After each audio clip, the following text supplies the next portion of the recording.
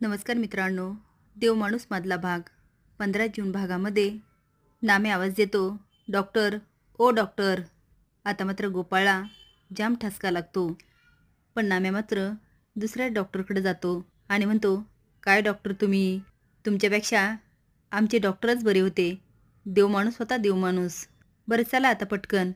तो बोलत असतो, पण गोपाळ पळ काढतो आणि गाडीवरून निघून जातो. मंग्या, जित्या आणि त्याची आई मुलगी बघायला येतात. मंग्या आणि जितेची आई घरात येतात. मुलीचे वडील म्हणतात, कशात आला? मंग्या म्हणतो, रिक्षात. तो काय, तो रिक्षाच पार करतोय. जिते आत येतो. मुलीचे वडील विचारतात, नाव काय? मंग्या म्हणतो, मंगेश. जित्या म्हणतो, मी जितेंद्र. पण मुलीचे वडील त्याला मुरक्या मारतात आणि मंग्याला म्हणतात, धंदापाणी कसं चाललं? मंग्या म्हणतो, अहो आपल्या धंद्याला मरणच नाही. मंग्या म्हणतो, मी जातो दिवसभरात 1,500पर्यंत. ते म्हणतात, तुमचं राहू द्या हो. आता मुलीची आई पण जित्याकडे बघून वाकडं तोंड करते. मुलीचे वडील म्हणतात, जा मुलीला घेऊन या. गोपाळ गाडीवरून मागे पुढे जात असतो. तेवढ्यात त्याच्या गाडीला डिंपलचे वडील धडकतात. प्यालेले असल्यामुळे मोठ्याने ओरडायला लागतात. गोपाळ म्हणतो, पाहुणं, तुम्हाला काय बी झालं नाही, जा बरं घरला. ते आता डोक्याला हात लावून खाली बसतात आणि म्हणतात, अरे देवा, आता माझ्या इकडं कोण बघणार? डिंपलचं लग्न कोण करणार? माझी मंगल, नाही नाही तिचं लग्न नाही, पण टोण्याकडं कोण बघणार? गोपाळ म्हणतो, पाहुणं, तसं बी तुम्हाला काय बी होणार नाही. धोतार सोडा माझं, नाहीतर निघल. तुम्हाला काय बी झालं नाही. डिंपलचे वडील म्हणतात, असं कसं? झालंय. अहो माझ्या पोटाचं हाड मोडलंय, पाठीचं मोडलंय. आता त्याचं ऑपरेशन करायला लागणार. 20 रुपये द्या, 20 रुपये, नाहीतर गाव गोळा करील. आता गोपाळ घैगे खिशातून पैसे काढतो आणि म्हणतो, अहो असं काय बी करू नका, हे घ्या पैसे. डिंपलचे वडील पैसे बघत म्हणतात, 500 रुपये? सुट्ट नाही हो पाहुणं माझ्याकडं. गोपाळ म्हणतो, पाहुणं राहू देव तुमच्याकडं, जा इथून. जित्यासाठी पोरगी बघत असतात, पण पोरगी मात्र मंग्याला पसंत करते. सगळाच गोंधळ होतो म्हणून जित्या रडत घराबाहेर पडतो.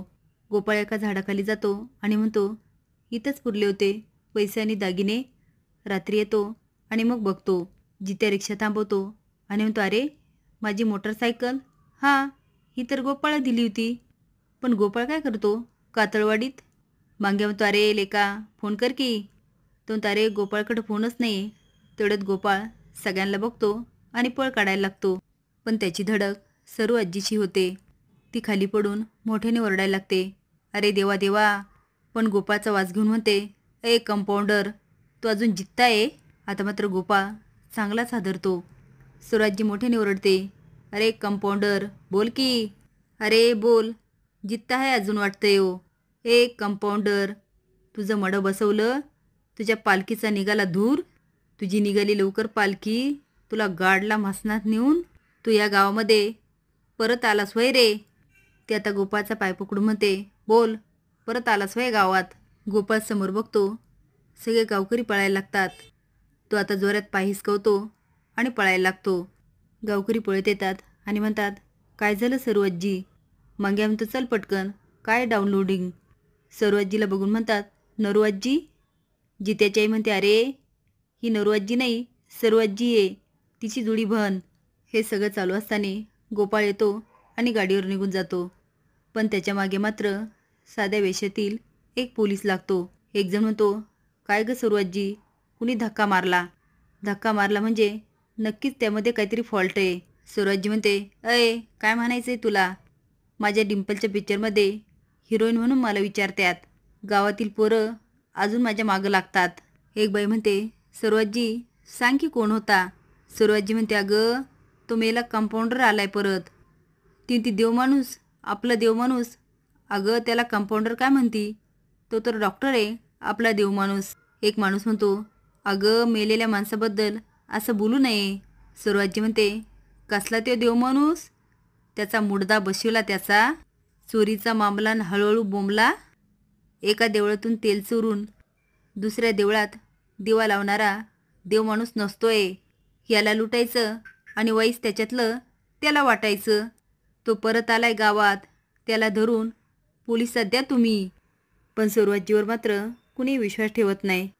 गोपाळ आत जातो आणि कपडे बदलून येतो. पाठलाग करणारा म्हणतो, देवी सिंग. तो आता फोन करायला लागतो, पण त्याची बॅटरी लो असते. तो आता देवी सिंगचा पाठलाग करतो. गोपाळ येतो आणि मशीनवर बसतो. तेवढ्यात पक्या मामाची मुलगी येते आणि म्हणते, हे काय, या पिशवीत काय?